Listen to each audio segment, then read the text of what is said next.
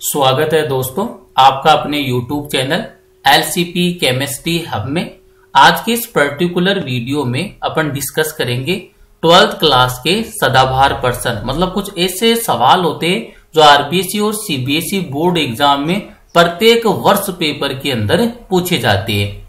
और आज की इस लेक्चर में अपन ठोस अवस्था अध्याय संख्या 1 से जो बार बार रिपीट होता है, हर साल पेपर के अंदर सवाल आता है, यहां से क्रिस्टलीय ठोस एवं अक्रिस्टलीय ठोस में अंतर, इसके बारे में आप अध्ययन करेंगे। मतलब कौन से तो क्रिस्टलीय ठोस होते हैं, कौन से अक्रिस्टलीय ठोस है और दोनों ठोसों में क्या मूलभूत अंतर होता है। आइए स्टार्ट करते हैं आज का वीडियो स्टार्ट करने से पहले अगर अभी तक आपने एलसीपी केमिस्ट्री हब यूट्यूब चैनल को सब्सक्राइब करके नहीं रखा है तो सब्सक्राइब कीजिए और साथ में बेल आइकन है उस पर भी क्लिक कीजिए। जैसे बेल आइकन पर क्लिक करोगे, जैसा ही नया वीडियो अपलोड होगा एलसीपी केमिस्ट्री यूट्यूब चैनल पर, उसकी सूचना आपको तुरंत आ जाएगी।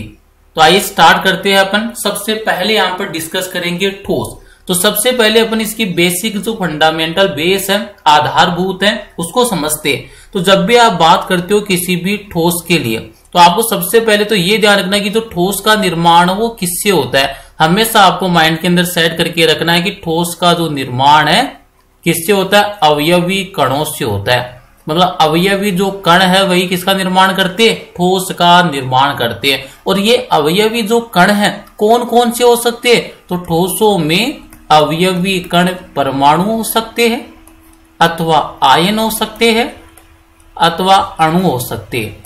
मतलब पृथ्वी पर कोई भी ठोस हो तो उस वाले ठोस का निर्माण या तो परमाणु से होगा, अथवा आयन से होगा, अथवा अणु से होगा। मतलब जो अवयवी कण है जिनके द्वारा ठोस पदार्थ का निर्माण होगा तो अवयवी कण कौन कौन से होते हैं, परमाणु, आयन और अणु। दूसरी यहां पर बात आती है कि ये तो होगी ठोस की बात, कि ठोस का निर्माण है वो अवयवी कण, परमाणु, आयन अथवा अणु से होता है। और ये जो परमाणु, आयन, जो अणु है, इनका क्या होता है, त्रिविम में विन्यास होता है। त्रिविम में क्या होता है, विन्यास होता है। अब यहां से जो अपना आज का जो टॉपिक है क्रिस्टलीय एवं अक्रिस्टलीय ठोस, तो पहली बात तो अपन को यह अंडरस्टैंड करना पड़ेगा कि जो क्रिस्टलीय ठोस एवं अक्रिस्टलीय जो ठोस है इनको किस आधार पर ठोसों को वर्गीकृत किया गया है। तो सबसे पहला पॉइंट देखिए, अगर मैं यहां पर मेंशन करता हूं ठोस, तो यहां पर जो ठोस के आप दो प्रकार पढ़ोगे आज की क्लास में। पहला वाला तो कौन सा हो जाएगा, क्रिस्टलीय ठोस, और दूसरा वाला कौन सा हो जाएगा, अक्रिस्टलीय ठोस हो जाएगा।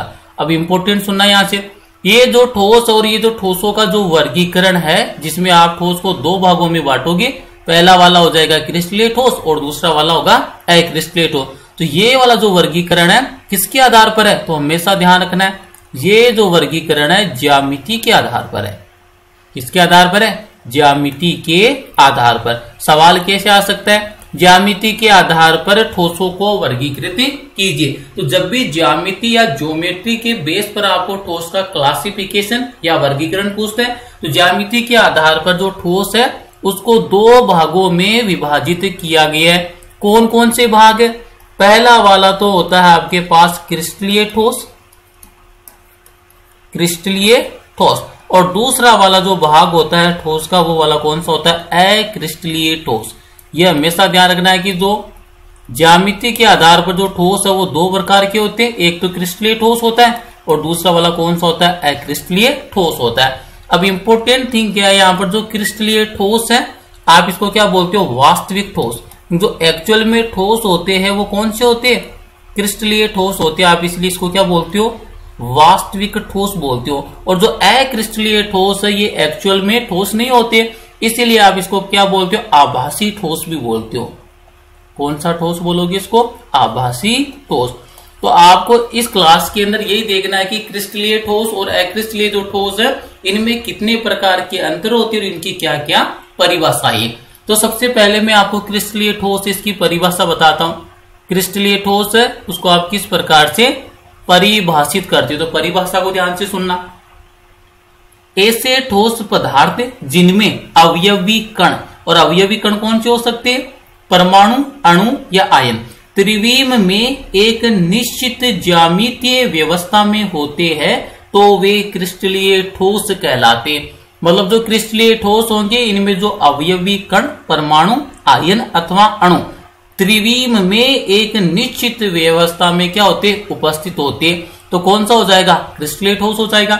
अगर आप बात करोगे अक्रिस्टलीय ठोस, तो अक्रिस्टलीय ठोस को कैसे परिभाषित करोगे, ऐसे ठोस पदार्थ जिनमें अवयवी कण त्रिविम में किसी निश्चित ज्यामितीय व्यवस्था में नहीं होते हैं, अक्रिस्टलीय ठोस कहलाते हैं। तो मतलब यहाँ पर अवयवी कण अगर त्रिविम में निश्चित ज्यामितीय व्यवस्था में उपस्थित होते तब तो क्रिस्टलीय ठोस कहलाएगा, और जब अवयवी कण त्रिविम में निश्चित ज्यामितीय व्यवस्था में उपस्थित नहीं होते, कौन से कहलाएंगे, अक्रिस्टलीय ठोस कहलाएंगे। तो ये जो दूसरा सबसे इंपॉर्टेंट यहाँ पर जो दोनों के मध्य अंतर है वो क्या हो जाएगा कि जो क्रिस्टलीय ठोस है इसमें अवयवी कण, क्रिस्टलीय ठोस में अवयवी कण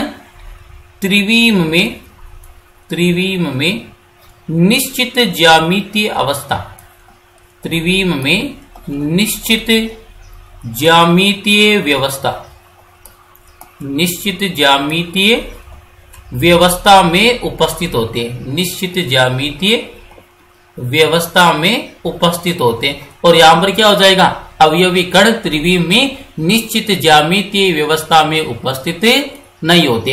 अब आइए अंतर देखते हैं। अंतर देखने से पहले यहां पर एक और नाम आएगा, एक शब्द आएगा जिसको आप बोलते हो समदेशिक और विषमदेशिक प्रकृति।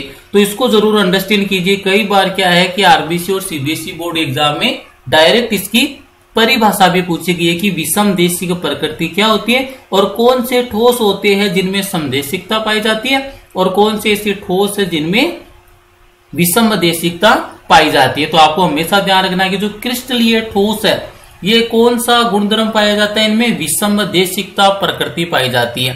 तो ये वाला पॉइंट इंपोर्टेंट है कि जो भी आपकी क्रिस्टलीय ठोस है इनमें कौन सी प्रकृति पाई जाती है, विषमदेशिक प्रकृति की होती है, विषमदेशिक प्रकृति की। तो आपको ध्यान रखना है क्रिस्टलीय ठोस है उसमें कौन सी प्रकृति पाई जाती है, विषमदेशिक प्रकृति का गुणधर्म पाया जाता है। लेकिन जब भी आप बात करोगे किसकी, अक्रिस्टलीय ठोस, तो अक्रिस्टलीय ठोस है वो कौन सी गुणधर्म पाया जाएगा, समदेशिक गुणधर्म पाया जाता है। तो ये भी सबसे इंपॉर्टेंट अंतर होता है दोनों के मध्य।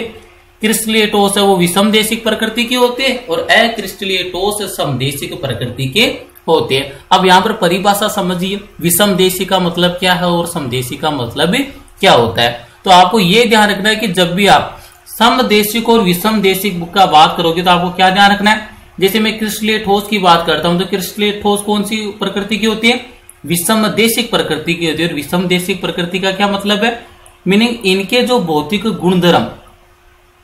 भौतिक गुणधर्म है वो एक ही क्रिस्टल में अलग अलग दिशाओं में जाने पर भिन्न भिन्न प्राप्त होते, तभी इनको कौन सी प्रकृति का बोलते, विषमदेशिक प्रकृति का बोलते। तो यहां पर देखो मैं आपको परिभाषित करने की कोशिश करता हूं विषमदेशिक प्रकृति को।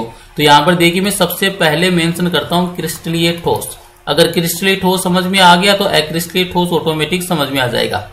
सबसे पहले मैं मेंशन करता हूं क्रिस्टलीय ठोस। क्रिस्टलीय ठोस कौन सी प्रकृति की होती है, विषमदेशिक प्रकृति की होती है। कौन सी प्रकृति की होती है, विषमदेशिक प्रकृति की होती है या विषमदेशिक गुणधर्म रखते हैं। अब विषमदेशिक प्रकृति क्या है तो इसको अंडरस्टैंड कीजिए। तो विषमदेशिक प्रकृति का मीनिंग एक्चुअल में क्या हो जाएगा, देखना इसको इजीली। इनमें या फिर ऐसे बोल सकते हो जो विषमदेशिक प्रकृति का मीनिंग क्या हो जाएगा, इनमें या इनके भौतिक गुणधर्म, इनके भौतिक गुणधर्म। अब ये भी इंपॉर्टेंट है, कौन से फिजिकल प्रॉपर्टीज, कौन कौन से भौतिक गुणधर्म की बात करोगे आप, तो यहां पर मैं मेंशन करता हूं भौतिक गुणधर्म कौन कौन से हो सकते हैं। जैसे यहां पर अपवर्तनांक हो सकता है, अपवर्तनांक, तो ये भी क्या होता है, भौतिक गुणधर्म होता है। तो पहला वाला भौतिक गुणधर्म हो गया अपवर्तनांक। और कौन से हो सकते हैं, विद्युत प्रतिरोधकता, ये लीजिए मैंने मेंशन कर दिया विद्युत प्रतिरोधकता। विद्युत प्रतिरोधकता भी कौन सा गुणधर्म होता है, भौतिक गुणधर्म होता है। और कौन से हो सकते हैं, तापीय चालकता, तो ये लीजिए नेक्स्ट वाला मैंने मेंशन कर दिया तापीय चालकता। ये जो भी मैं मेंशन कर रहा हूं ये एक्चुअल में क्या है, फिजिकल प्रॉपर्टीज है, भौतिक गुणधर्म है। कौन कौन से हो गए? अपवर्तनांक हो गया, वैद्युत प्रतिरोधकता हो गया, तापीय चालकता हो गया और यांत्रिक सामर्थ्य। यांत्रिक सामर्थ्य, मैकेनिकल स्ट्रेंथ, यांत्रिक सामर्थ्य। तो ये एक्चुअल में क्या है? इनके भौतिक गुणधर्म है। तो यहां पर क्या होगा? विषमदेशिक प्रकृति का मतलब क्या हो जाएगा? जो भौतिक गुणधर्म है, जैसे वो भौतिक गुणधर्म में कौन कौन से उदाहरण आ गए? अपवर्तनांक, वैद्युत प्रतिरोधकता, तापीय चालकता और यांत्रिक सामर्थ्य आदि के मान एक ही क्रिस्टल में, मतलब जो इनके ये मान है भौतिक गुणधर्म के मान एक ही क्रिस्टल में, के मान एक ही क्रिस्टल में भिन्न भिन्न दिशाओं में, एक ही क्रिस्टल में भिन्न भिन्न दिशाओं में भिन्न भिन्न प्राप्त होते। एक ही क्रिस्टल में भिन्न भिन्न दिशाओं में, भिन्न भिन्न दिशाओं में भिन्न भिन्न प्राप्त होते हैं। भिन्न भिन्न दिशाओं में भिन्न भिन्न प्राप्त होते। तो यही, इसी गुण को आप क्या बोलते हो? विषमदेशिक प्रकृति बोलते हो। तो मतलब यहां से अब आपको अंडरस्टैंड हो जाना चाहिए कि ऐसे ठोस जिनके भौतिक गुणधर्म जैसे अपवर्तनांक, वैद्युत प्रतिरोधकता, तापीय चालकता, यांत्रिक सामर्थ्य इत्यादि के मान एक ही क्रिस्टल में भिन्न भिन्न दिशाओं में अगर भिन्न भिन्न प्राप्त होते तो वो कौन सी प्रकृति के होते हैं? विषमदेशिक प्रकृति के होते हैं। अब अगर मान लीजिए आपसे समदेशिक प्रकृति बोल दी तो समदेशिक प्रकृति को कैसे आप परिभाषित करोगे? इनके भौतिक गुणधर्म अपवर्तनांक, वैद्युत प्रतिरोधकता, तापीय चालकता, यांत्रिक सामर्थ्य के मान एक ही क्रिस्टल में भिन्न भिन्न दिशाओं में एक समान प्राप्त होते, तब कौन सी प्रकृति के कहलाएंगे? समदेशिक प्रकृति के कहलाएंगे। ये हमेशा ध्यान रखना है कि जो क्रिस्टलीय ठोस है उनकी प्रकृति कैसी होती है? विषमदेशिक प्रकृति होती है, और जो अक्रिस्टलीय ठोस है उनकी प्रकृति कैसी होती है? समदेशिक होती है। अब आइए, जो आपका मूल मुद्दा था, मतलब जो मूल सवाल था क्रिस्टलीय एवं अक्रिस्टलीय ठोस में अंतर का, इसको देखते हैं। यही सवाल बार बार एग्जाम में पूछा गया है आपके आरबीसी और सीबीएसई बोर्ड एग्जाम में। प्रत्येक वर्ष पेपर में यहां से सवाल आता है दोनों के मध्य अंतर का, अथवा फिर क्या पूछता है? विषमदेशिक प्रकृति को। तो आइए सबसे पहले देखते हैं अपन क्रिस्टलीय ठोस और अक्रिस्टलीय ठोस। एक टेबल बना दिए मैंने, जहां पर एक साइड क्रिस्टलीय ठोस है, दूसरी साइड कौन सा है? अक्रिस्टलीय ठोस है। और यहां पर अपन गुण देखेंगे किसके आधार पर आप इनको इनमें अंतर देख रहे हो। तो पहला गुण देखिए, आकार। क्रिस्टलीय ठोस निश्चित अभिलाक्षणिक ज्यामितीय आकार वाले होते, मतलब जो भी क्रिस्टलीय ठोस होंगे तो इनमें आपने पहले ही बोल दिया कि जो अवयवी कण है उनकी त्रिविम में एक निश्चित व्यवस्था होती है, और त्रिविम में एक निश्चित व्यवस्था है तो इनका जो आकार है वो क्या होगा? अभिलाक्षणिक होगा और निश्चित ज्यामितीय आकार का होगा। बात करोगे अक्रिस्टलीय ठोस, अक्रिस्टलीय ठोस में अवयवी कण हैं, उन अवयवी कणों की त्रिविम में व्यवस्था एक निश्चित नहीं होती है, मतलब इनका आकार कैसा हो जाएगा?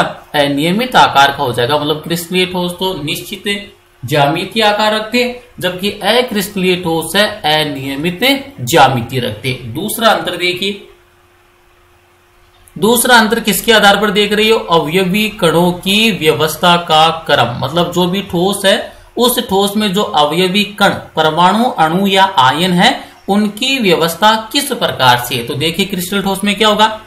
एक निश्चित क्रम में व्यवस्थित होते, अर्थात दीर्घ परासी ज्यामितीय व्यवस्था। ये इंपोर्टेंट है, क्रिस्टलीय ठोस में कौन सी ज्यामितीय व्यवस्था पाई जाती है?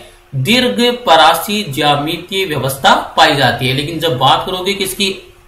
अक्रिस्टलीय ठोस की, तो अक्रिस्टलीय ठोस में देखिए अवयवी कणों की कोई निश्चित क्रमिक व्यवस्था नहीं होती है, परंतु एक सीमित क्षेत्र में व्यवस्थित होती है, अर्थात केवल लघु परासी व्यवस्था पाई जाती है। तो दूसरा अंतर आपको क्या बता रहा है कि जो क्रिस्टलीय ठोस है इसमें दीर्घ परासी ज्यामितीय व्यवस्था उपस्थित रहती है, जबकि अक्रिस्टल ठोस में लघु परासी ज्यामितीय व्यवस्था उपस्थित रहती है। तीसरा अंतर देखिए किसके आधार पर देखोगे?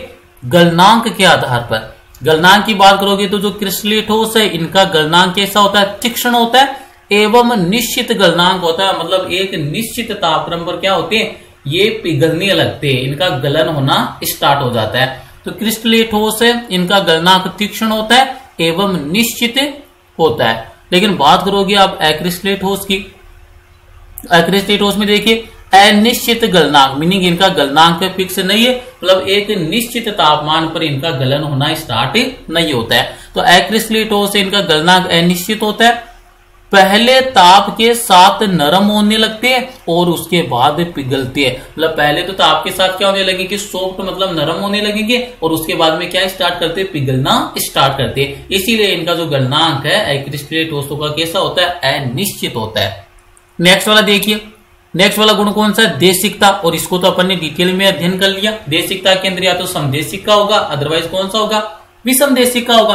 और क्रिस्टलीय ठोस हमेशा ध्यान रखने कौन सी प्रकृति के होंगे, विषमदेशिक प्रकृति के होंगे। मतलब जो क्रिस्टलीय ठोस है उनकी प्रकृति कैसी होती है, विषमदेशिक प्रकृति की होती है। विषमदेशिक का मतलब समझिए ऐसे ठोस जिनके भौतिक गुणधर्म भिन्न भिन्न दिशाओं में भिन्न भिन्न प्राप्त होते हैं, विषमदेशिक प्रकृति रखते हैं। तो यहाँ पर क्रिस्टलीय ठोस कौन सी प्रकृति रखते हैं, विषमदेशिक। और जो अक्रिस्टलीय ठोस है ये कौन सी प्रकृति रखते हैं, समदेशिक प्रकृति। मतलब अक्रिस्टलीय ठोस में अगर आप भिन्न भिन्न दिशाओं में उनके भौतिक गुणधर्म का मापन करते हो तो भिन्न भिन्न दिशाओं में भौतिक गुणधर्म क्या कैसे आते हैं, एक समान प्राप्त होते हैं। मतलब अक्रिस्टलीय ठोस समदेशिक प्रकृति के होती है। नेक्स्ट वाला गुण देखिए, प्रकृति के आधार पर। तो प्रकृति के में आपको मैंने स्टार्टिंग में लर्न करवा दिया था।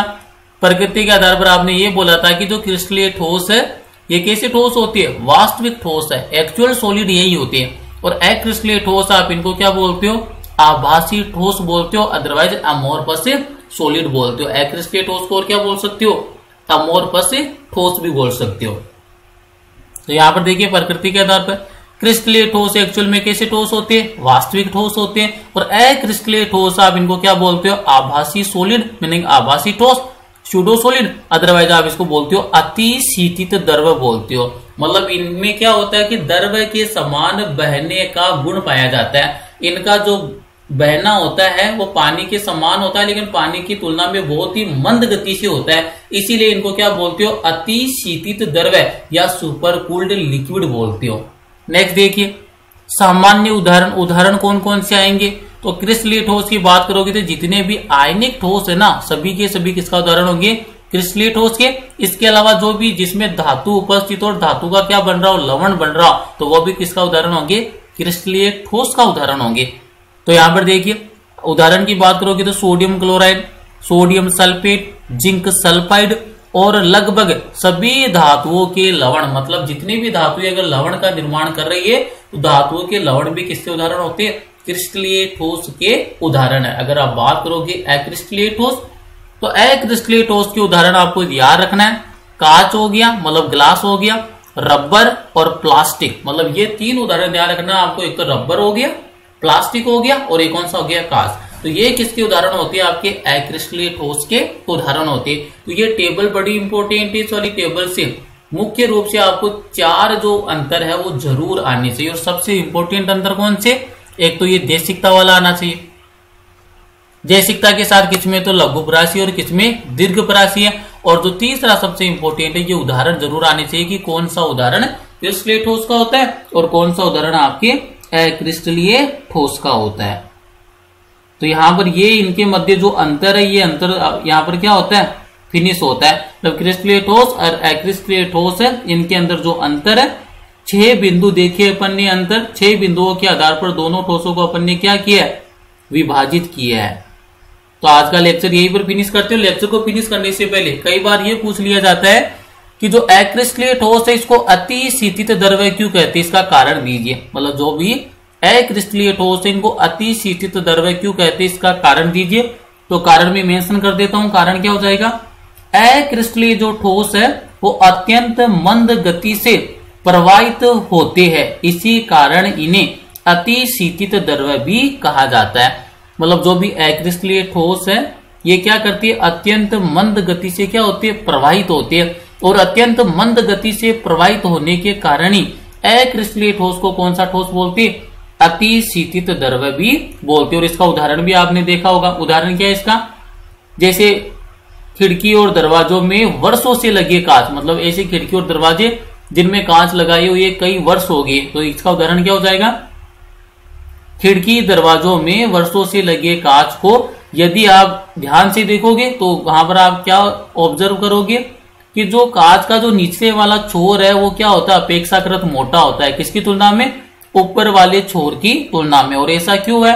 क्योंकि जो कांच है वो किसका उदाहरण होता है? अति शीतित द्रव्य का। तो इसका जो प्रवाह है वो अत्यंत मंद गति से हो गया, इसीलिए जो निचले छोर वाला जो कांच का हिस्सा वो तो कैसा होगा? मोटा होता है। और जो आपके ऊपर वाला जो खिड़की और दरवाजों में लगे कांच का जो ऊपरी छोर वाला हिस्सा है वो क्या होता है? पतला होता है। तो कांच भी किसका उदाहरण था? अति शीतित द्रव्य का या एक्रिस्टलेट ठोस का। और कांच में भी क्या होता है? अत्यंत मंद गति से प्रवाहित होने का गुण पाया जाता है, इसीलिए आप इसको क्या बोलते हो? एक्रिस्टलीय ठोस बोलते हो। आज का लेक्चर यहीं पर फिनिश करते हैं। वीडियो को लाइक कीजिए, कमेंट कीजिए, चैनल को सब्सक्राइब कीजिए और चैनल को ज्यादा से ज्यादा अपने क्लासमेट एंड फ्रेंड्स के साथ शेयर कीजिए। नेक्स्ट वाली वीडियो में इसी प्रकार का सदाबहार प्रश्न की सीरीज लेकर मिलेंगे, जिसमें अपन डिस्कस करेंगे शॉर्ट की एवं ट्विंकल दोष। Thank you.